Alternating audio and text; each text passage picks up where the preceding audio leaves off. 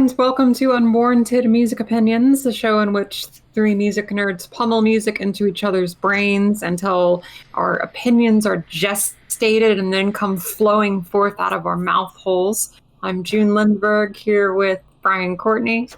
Gestated's getting used a lot more lately. And I don't know. Chaz Jenkins. I'm the Chaz man. That's like the kind of laugh that deserved. Just like the, oh. That's the bit he's going with for this. And on this episode, we are taking a look at... It's regular. Whatever the heck we want, right? It's yep, regular it's episode. a regular. Yeah, it's been a bit since we recorded. And we're going to kick things off today with Brian's pick. So I picked this super obscure sophomore album by not so well known 60s rock outfit, the Velvet Underground. Who? Something about a banana. Pretty sure the lady on here went on to do big things. But this is not, as you can see from the thumbnail, this is the sophomore LP. So most people would probably start with Banana, Velvet Underground, and Nico, but I've always liked the sophomore LP a little bit more than their debut. This was also the first album I heard by VU, and I wasn't ready. I didn't expect it to be as noisy and as avant-garde as it was. If you somehow don't know who VU is, they basically don't need an introduction, but it's Lou Reed, John Cale, Sterling Morrison, and Angus MacLeese. They're one of the most influential rock bands of all time, etc. and so on. Just being super avant-garde, cutting edge, ahead of the curve, In the same vein as the Mothers, kind of, in some respects, as a comparison I could think of. But just know, what's the Brian Eno quote? He's like, only 13,000 copies sold of that first record, but everyone who heard it formed a band. Yeah, that's just kind of what they're remembered for and what they're praised for. So their second LP is a little more noisy, like I said, a lot more distortion, shots of feedback, a little more ambitious on the songwriting side too. A tight 40 minutes with a huge 20-minute closer, and there's not much more to it. The sound of this thing is basically noise rock in 1967, I think, which is pretty nuts when you think about it. Well, what's crazy is that despite that, it's still kind of, to this day, some of the noisiest shit you'll hear for the genre of rock. It's still kind of whoa. I mean, there's a downright disgustingly sharp and shrill guitar solo on the second to last song, I believe, right? The word scuzzy, it's beyond scuzzy. It's piercing. It's fucking disgustingly distorted. Yeah, it's really loud, and it's louder still than some noise rock that would go on to be created when the genre, took off. I think noise rock is I'm not too knowledgeable about noise rock, but just know that it's super ahead of the curve to be as noisy as it is. This is 20 years ahead of the curve in terms of noisiness. In terms of song structures, there's a lot of standard rock and roll song structures in the Velvet Underground's discography. However, there are also, on this record, some stark contrasts to that with The Gift, where there's just this instrumental going on, and the real structure of the track is founded on the story that's being told, that John Cale is telling, just a vocal spoken word piece that runs throughout the length of the track. And then Sister Ray is just a jam. And it's not like Velvet Underground invented jams or anything, but an extended, noisy cut like this that puts all of the emphasis on the atmosphere and on how much they are just destroying their guitars rather than a jazzy, melody sort of focused or groove focused jam. This is much more avant-garde. It's a song that from a personal perspective, I admire it. I don't even necessarily like it all that much because it really does get so blown out and chaotic in patience testing. I fucking love it. If it gets to the point where it loses a lot of its structure as it goes on, and it loses a lot of it, early on, around 5 or 6 minutes. Do you know the story behind that song? The story being told within the song? No. Are we talking about the story behind Sister Ray is pretty Sister famous, and whether or not it actually occurred or if they were just coming. Well, I'm talking about the production story behind Sister Ray. Yeah. So they're in the studio, and they just go. They press record and just go, whether they made mistakes. It doesn't, one take, so much so that the producer just left the recording room and just let them do their thing. And I guess he came back and was like, "You done? All right, we're done." Like, just let them go off for however long they wanted to. Now, the actual Sister Ray lyrical, that's a whole other thing. Yeah, knowing how crazy the 60s were and how crazy this band is, it probably did happen. And it's just an actual telling of a story. I don't doubt it for a second. There's a lot of moments on the first LP, not to dwell on it too much because we're talking about White Light, White Heat. I don't even know if I said the name, come to think of it, but there's White Light, White Heat by the Velvet Underground, if you don't know. And the thing about it is, there's a lot of first songs on that first LP, like Heroin's For My Man, Heroin's where the big when you're one. listening to it, there's kind of this personal perspective that you start to see the more you hear the song. Like Heroin's another example, but that one's way more upfront and in your face than I'm Waiting for My Man. And I feel like on this album, that personal aspect is kind of totally gone. I don't necessarily get that with Sister Ray or Lady Godiva's Operation. I think this is very much from a lyrical perspective, kind of taking a step back, more about telling stories as opposed to, more about narrating stories as opposed to telling them from first person in some cases. I agree with that. And I actually think this is probably, of their first 3 records, I would say this is the most impersonal and most off-putting initially. For me, it's probably my least favorite of their big 3 albums. I know that some people put it as their absolute favorite. I honestly, like, when you ask me what my favorite Velvet Underground songs are, they're going to be Heroin, Candy Says, and Pale Blue Eyes. Like, Heroin has freakouts, but for the most part, those songs are fairly low key. I don't know what it is. Like, they could destroy their guitars. They could go crazy with the feedback. And at the same time, they could write fantastic, sweet ballads. And sometimes they mesh them together, and it's kind of wild.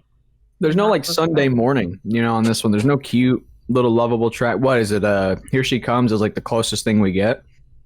But basically right from the start, with White Light, White Heat, the title track, you get this really...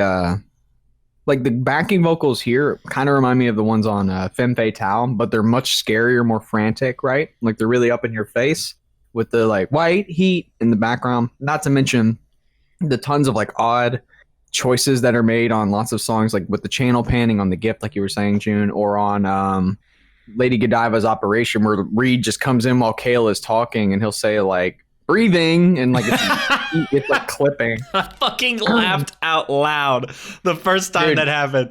Like, I love that, like that basically became like what he was doing on that song basically became like a meme format, you know what I mean? Like, because like that's a total meme, is like, something quiet's happening and then like someone will close. Yeah. It's like someone sneaking through a house and then they like close a door like really slowly, but when it clicks it's like loud as fuck. All right, but oh, go ahead, Chaz. Go ahead. I have things to say about Velvet Underground.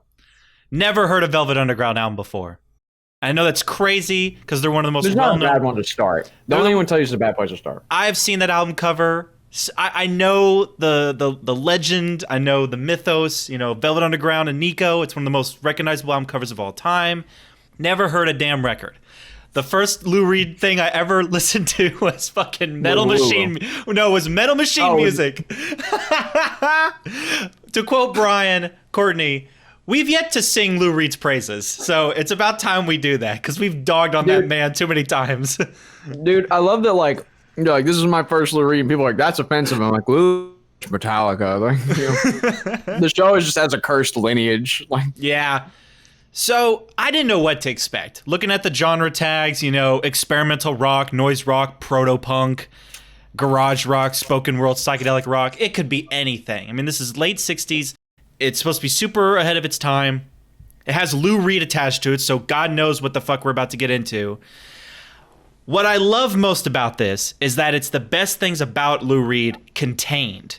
Because there's other people working with him. It's not just him on his own project. So it's contained. There's other things happening. The first song, my immediate reaction was the production. I fucking love the production on this album so much. And yeah, it is insane how ahead of the curve it is. But it's not even that. what I love about this album is that it goes so balls to the walls, but it's still like fun to listen to. Super catchy melodies. Like every song is an earwormy, melody goodness. But it's such an experience too. Like I said, the first song, just like it's this take on like 50s rockabilly, like basic chord structure with sort of a sing-along kind of attitude. But the guitars are butchered beyond repair. They don't even sound like guitars half the time.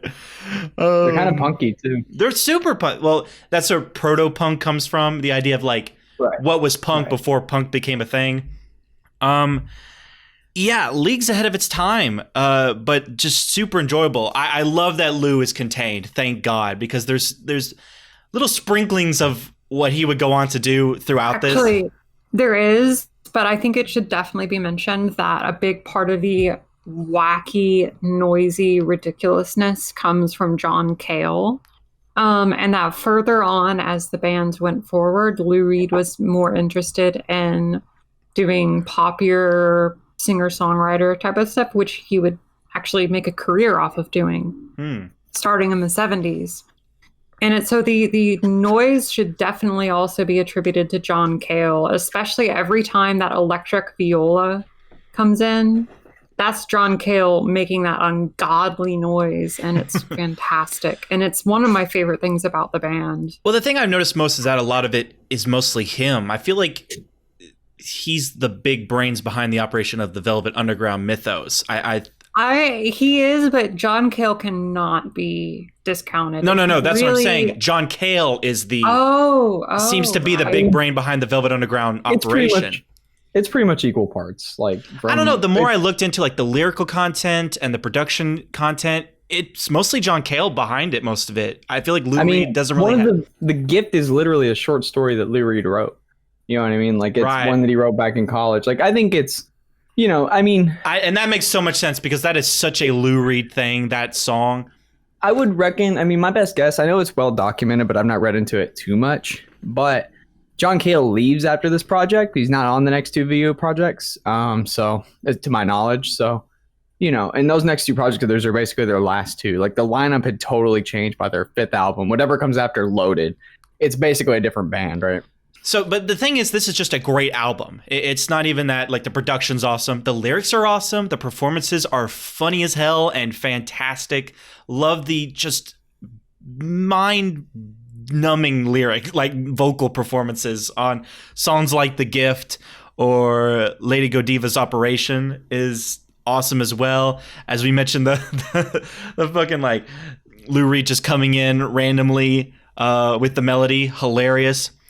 Also, John Cale's thick Welsh accent. Oh yeah, which is it's awesome. Has never been featured. It wasn't featured on the first album really at all. So the very second song here, not only is it 8 minutes, but it's John Cale serenading you. There's a few weak songs in comparison to others. Here She Comes Now and I Heard Her Call My Name are great songs, but when you compare them to beaming on Heard Her Call My Name, the solos on that song are fucking like you'll read about solos and stuff like all the time being legendary. Like this is a legendary song. Those solos are legitimate legendary. That's the best thing about that song though is those solos. And when they come, they're like, wow, 1968. Are you serious? Like, the actual song, it's okay. I love White Light, White Heat. Love The Gift. Love Lady Godiva's Operation. And I adore with a fiery passion Sister Ray, a goddamn banger of a closer. This is how you do long songs. Right. There's ever-changing things happening.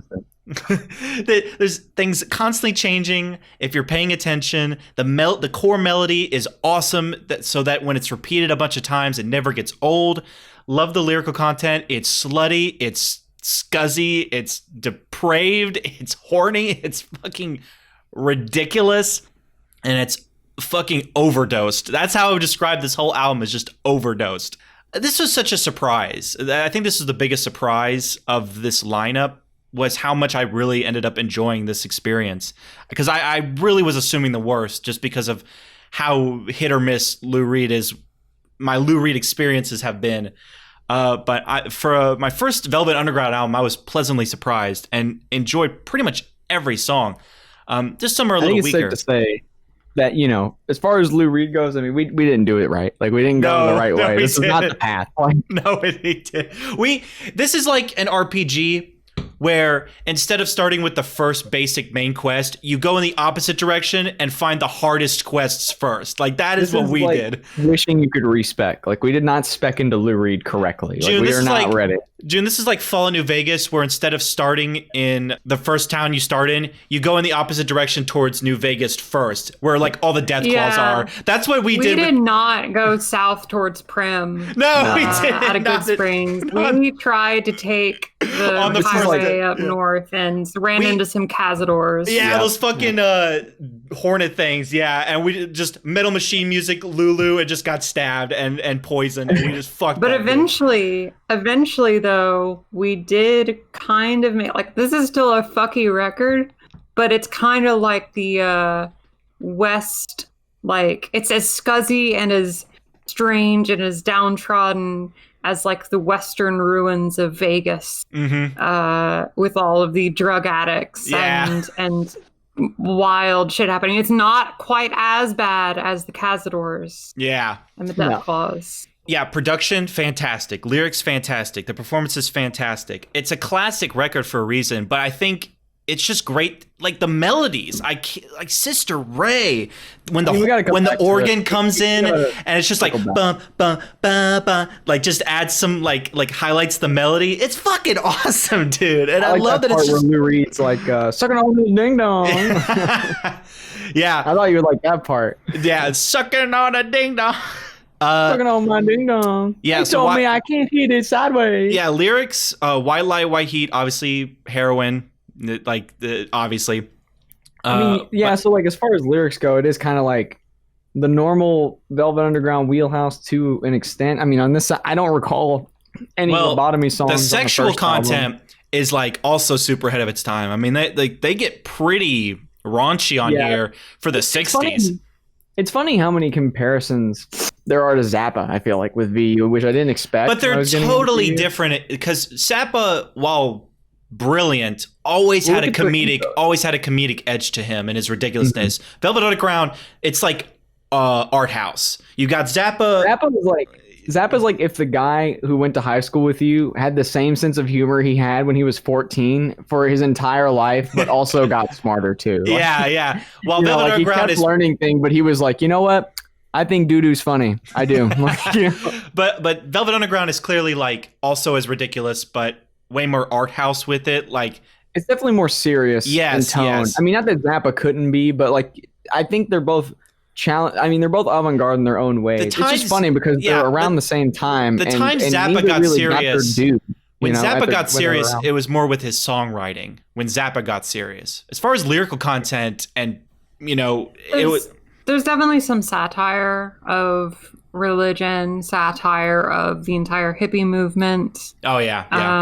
There's definitely stuff you can look into in Zappa's work. You don't necessarily need to go picking through all of the details, but when you put everything together, he does make points. It's not just shit posting. Well, it's the same Ween or fucking Ween's the best one to think about, where there's a method to the madness. You know, it's not just, as June mentioned, shit posting. There's a serious artistic intent.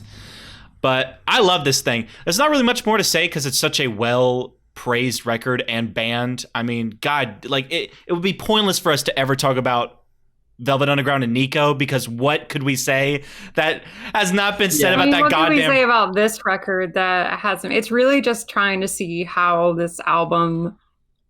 how we all took it, and I'm glad that you all really like it. For me personally, I don't really come back to this album very often. And if I don't know, it just, something doesn't really like click hard with me, but it's still a really solid record. Which is surprising, because this album is gay as shit, June. This is like right up your alley. It's gay as shit. No, this album's not very gay. No. Lady Godiva's Operation. Are you serious? And Sister Ray. It's about a lobotomy. What is gay about lobotomy? Go on, Chaz. Give me your thesis. If you read the lyrics, like, it's about a transsexual person. Like I like the use of the word transsexual. They're very good. You're about 60 years behind your terminology. That's what they say. No, but Sister Ray literally it's like a gay orgy, like a bisexual gay orgy. Like it's that's not my scene. That's not my scene. Hey, I could see God as my co-pilot doing a fucky jam like that with some very raunchy lyrics. I mean, I could see Godco doing the same thing. Yeah, but I don't want to do heroin. That's the difference. This is like the first album. We got 2 more. We can't sit here and discuss discourse like this. Point is, this album kicks ass. Strong 8. I absolutely loved it. The performances, the lyrics, the production, everything that's praised about it is well deserved. Loved it. I'm feeling a transsexual 9. It used to be a 6. All right, never mind. Let's get. Damn you. Decent 7. I think it's really good. It's a little low. That's actually really low for what. Just start picking shit. Okay, all right, we wrap that up. Although your score is a little low, honestly. So we listened a little while back to a record by Acid Bath, and that album had bits and pieces of death metal in it. And Chaz was a really big fan of that record, and I remember him saying that he had heard some death metal probably in like middle school or high school, and he thought it was a bunch of shit. And to be fair, there's a really, really significant amount of shitty melodeath out there. And especially if you were like in middle school in the 2000s or like early 2010s. Well, the rabbit hole goes deeper than that because there's genres like metalcore, melodic, like it does. Like it goes deeper than that. But like I was definitely under the impression, I was like, Chaz is not getting. I still never really had an answer of like, what was it about that you heard that you didn't like? And I think after hearing this album, I can say for 100% certainty, the thing that made me, fall off it a lot was the vocals. Vocally, a lot of the death metal I listened to was just absolute obnoxiousness. So I decided to choose a classic old school death metal record, Mental Funeral by the band Autopsy. This is a old school death metal record, very few blast beats happening here, still sort of like just gritty, dark thrash. The really heavy influence from doom metal as well. Some of these riffs don't go all that fast. There's a lot of mid-tempo stuff happening here, and that's where I saw that connection with Acid Bath doing their sludgy doom metal stuff. I was like, some of these riffs remind me of Autopsy, except the Autopsy is just, whereas Acid Bath had clean vocals and understandable lyrics and was dark and oppressive, but not nearly as scuzzy and dilapidated as this record is. This record also has a guitar sound that I think is really awesome and unique for death metal. Biggest surprise was the guitar tone. Huge surprise. And solos! Huge surprise. Yeah, it's old school death metal, so it definitely is kind of like that means nothing with another. That means nothing to me, June, because I have no context. It's like thrash metal with that goes further and further into being as gruesome as possible. So, in our Acid Bath discussion, one of the things you said was like, well, the lyrics aren't really my thing. They seem kind of par for the course. They don't really scare me or anything because I've listened to death metal, brutal death metal. Reading through the lyrics on this, though, I'm like, well, what shit were you listening to? Because Acid Bath trumps any lyrical content on this as far as like eye widening, like whoa. Except for maybe one song, but even then, Acid Bath still beats it, I think. So I'm really curious of why the lyrics on Acid Bath made you go, kind of par for the course, whereas this one, it's like, unless you feel the same way about the lyrics as this one, I don't know. So I was really curious about that. My reasoning is twofold. First, I don't really care that much about the lyrics in extreme metal, especially when you have growling vocals. Yeah. And secondly, the vocals and the lyrics are mostly indecipherable. Yes. So I don't really think about them when I'm listening, compared to Acid Bath, where the lyrics were usually front and center.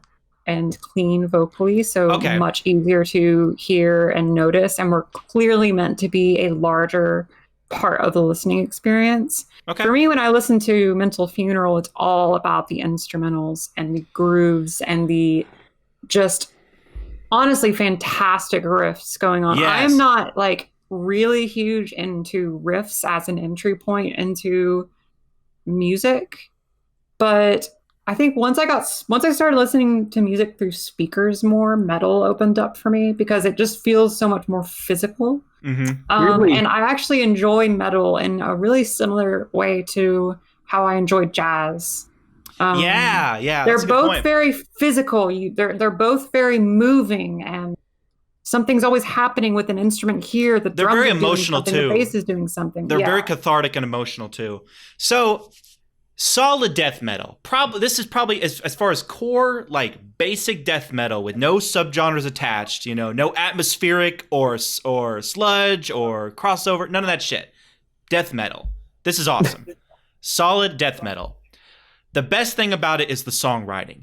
The compositions are constantly changing to keep the song fresh. None of the albums we picked this week were particularly long, like 40 minutes most was about the runtime we had. So everything, all the albums were pretty breezy, nothing really slogged too bad. The production was solid too on this one. I love how the guitar sounds. As Drew mentioned, the tone was the most surprising thing, was that they're not super distorted, but they're kind of clean too, like a very strange guitar tone for what you would typically associate with metal. So it's very it's almost dreamlike. It's kind of almost reverby. Yeah. And atmospheric. I noticed that, and I was talking about this record with some other people, and I was like, the guitars sound really kind of noisy, kind of maybe dreamy. Apparently, some of the same equipment that they used for the guitars, like the pedals, were used in the early My Bloody Valentine records. Including Loveless. So you can see that, like, there's a little bit of that shoegazy sound in the guitars. Right. Obviously, it's not like shoegaze metal or anything. You know, it's not like, oh my God, shoegaze metal invented 20 years earlier or anything. But it does have that element to it, which I think is really cool and a unique part of this record. So I like this record. I have a few complaints. The instrumentation, so not the songwriting, the instrumentation is a little repetitive.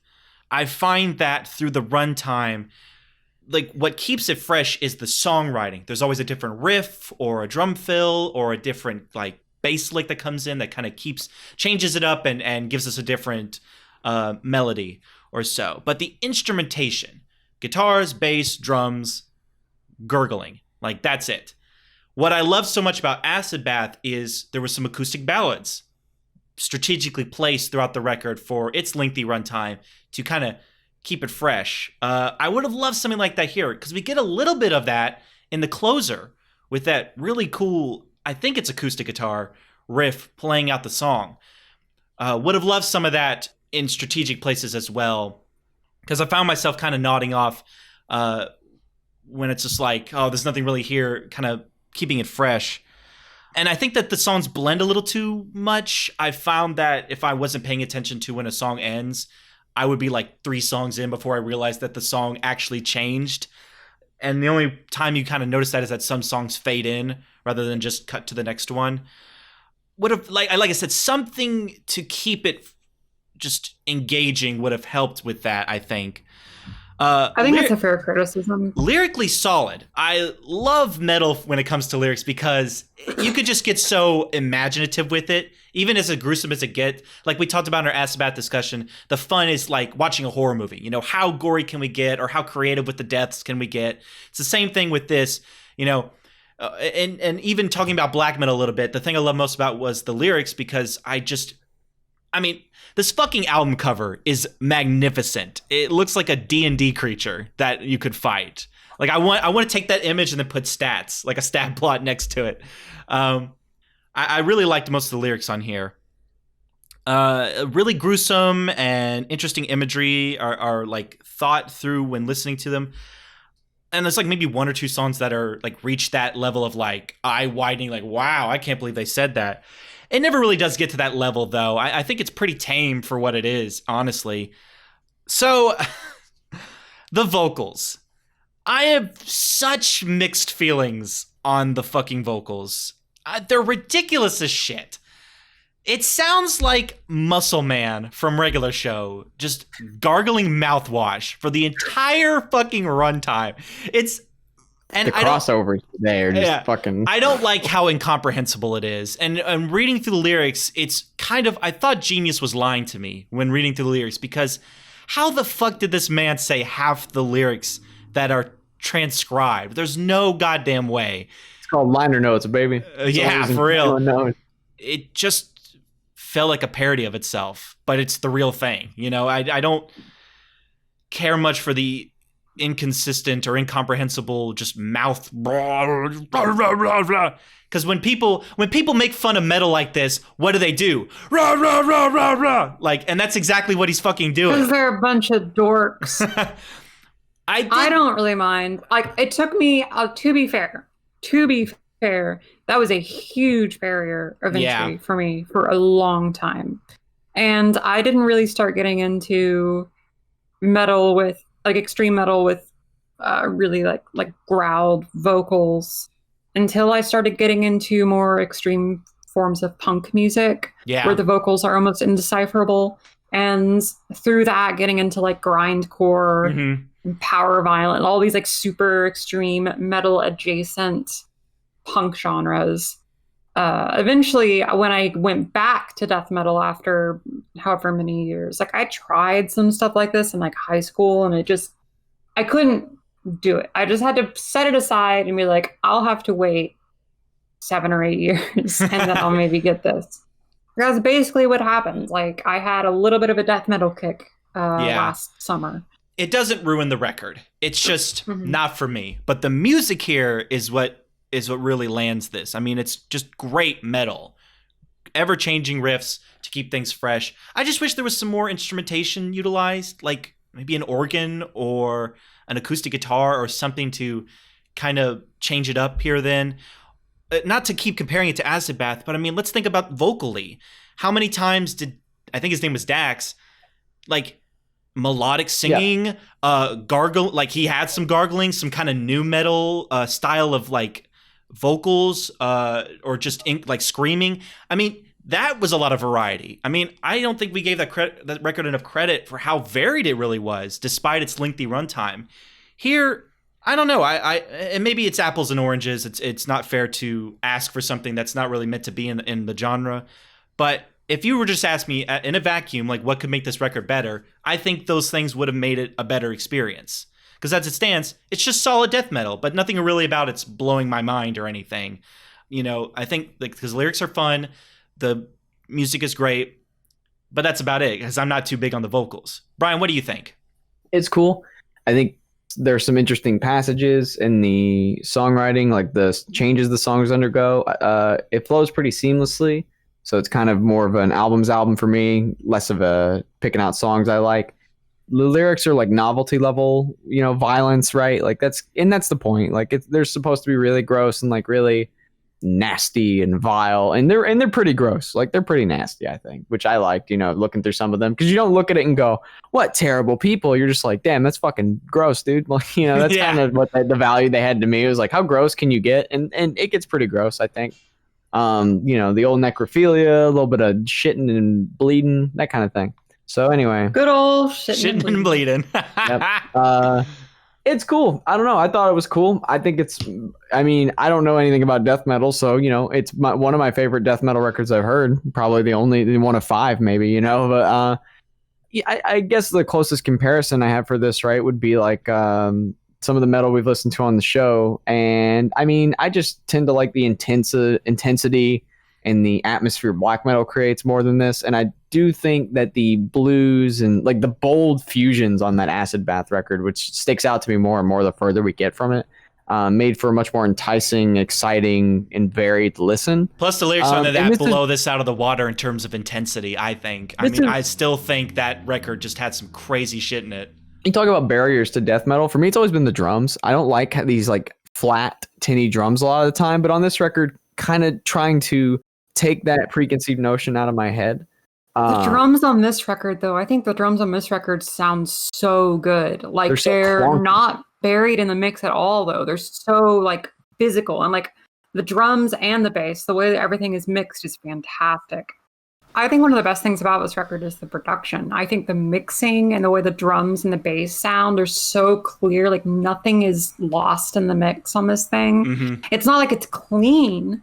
It's still pounding and kind of noisy the way I mentioned that the guitars sound. It's not a clean, shiny metal record, but it's just mixed so well so that all the physical impact of all the instrumentation really gets through.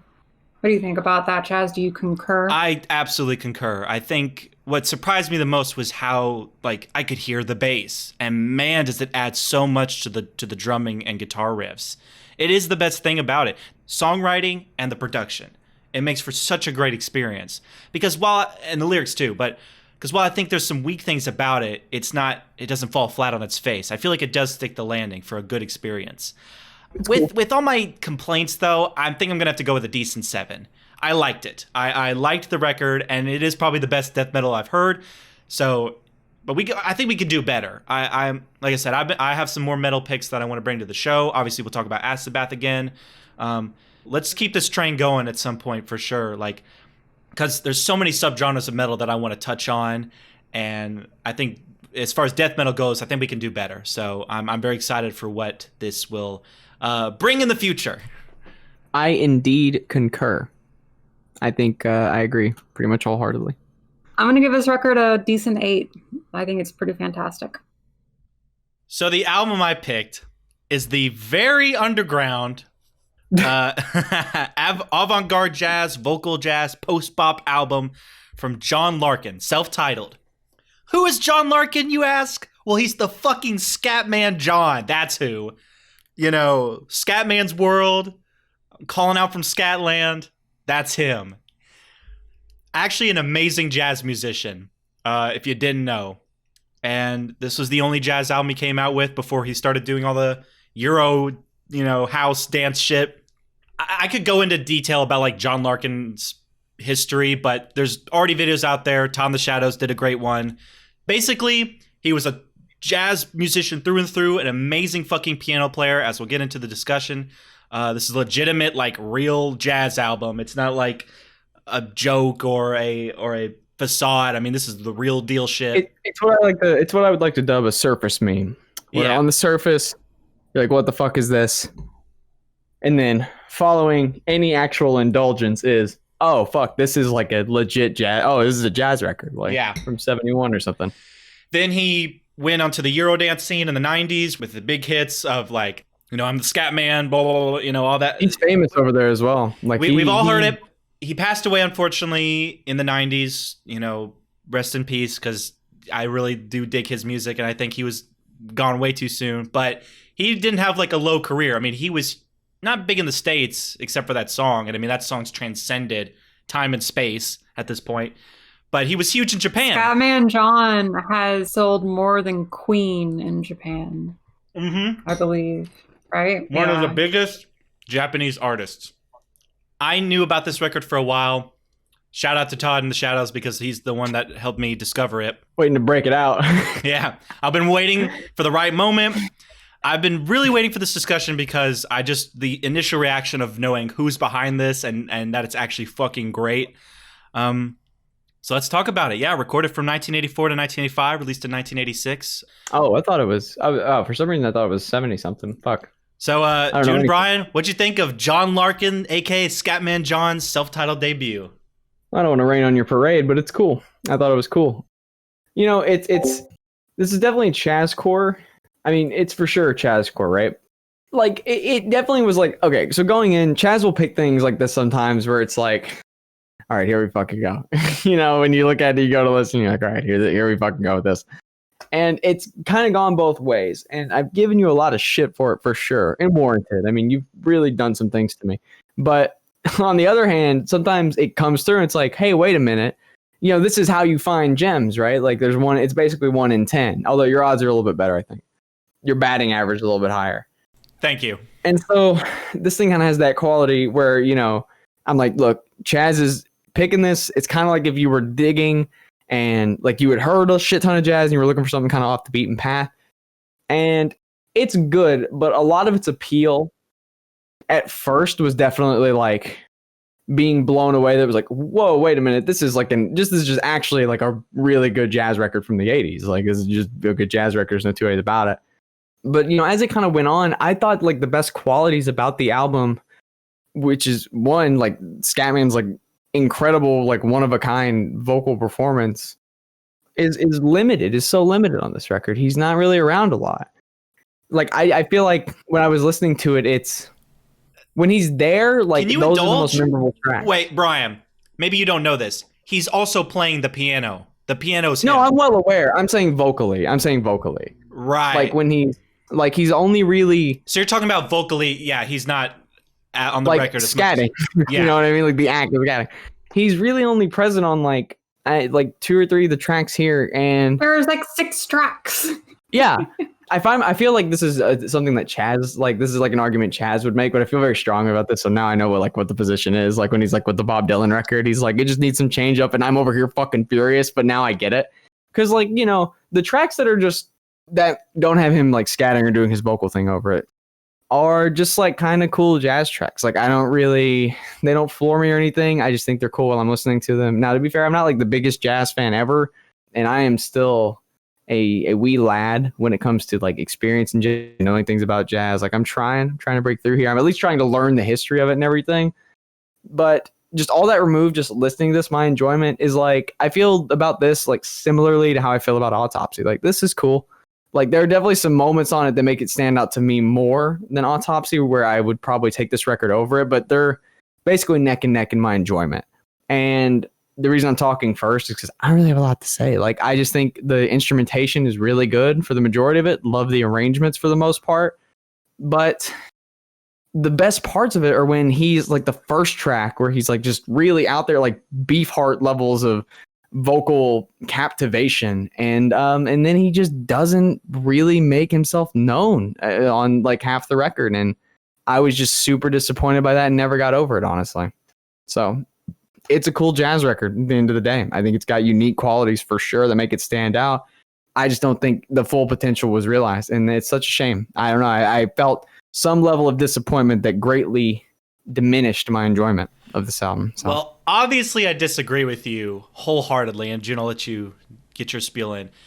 I think while I understand where you're coming from, because he's not vocally on the record as much as maybe I would have liked as well, considering like his big thing is his vocals and he has such a distinct voice, especially, you know, in his Eurodance phase as well. But the playing, I mean, the performances, Brian, they're fantastic. I mean, the fucking piano playing alone, not counting the bass or the excellent sax or anything else, another instrument that gets a turn. The fucking pianos alone debunk your theory of like you should be able to latch onto something. Like, that's just crazy to me. But June, put this dum-dum in his place. All right, this is the rare June Chaz tag team. Yeah. You don't get this a lot. So yeah, what Chaz said was right. This is a fantastic jazz record on its own merits. Like, there is a level of like hilarity and memery that it's like, I have a scat man and he does scat on this record, but he's actually really goddamn good at it. Like, anybody who's ever listened to him, even if you think it's just kind of a funny meme, you can't say that he's not damn good at what he does. I guess I want to give a little background on his scatting because we haven't set it up to this point. I'm sure Chaz knows, but this dude had crazy bad stuttering, and him scatting is more or less him stuttering. It's not like a coping, like that is how bad his stuttering was. That's my understanding of it. And playing piano and scatting was like a way of, I mean, kind of like, not to be cheesy here, but like turning it into a fucking superpower, like, you know, and it shows. So that's my last contribution to this conversation of any note. So I agree that his vocals are fantastic, but I also think that they're here when they need to be, and that the attention is given to the instrumentals when that is needed also, because it's not just okay jazz plus Scatman John making it wild. It's really good jazz instrumentals for the most part, with fantastic piano playing, as Chaz said, extremely vibrant and colorful, and absolutely the opposite of subdued. It's so wild. I mean, the beginning part of Angel's Flight sounds like video game music. I mean, I want someone to sample that shit.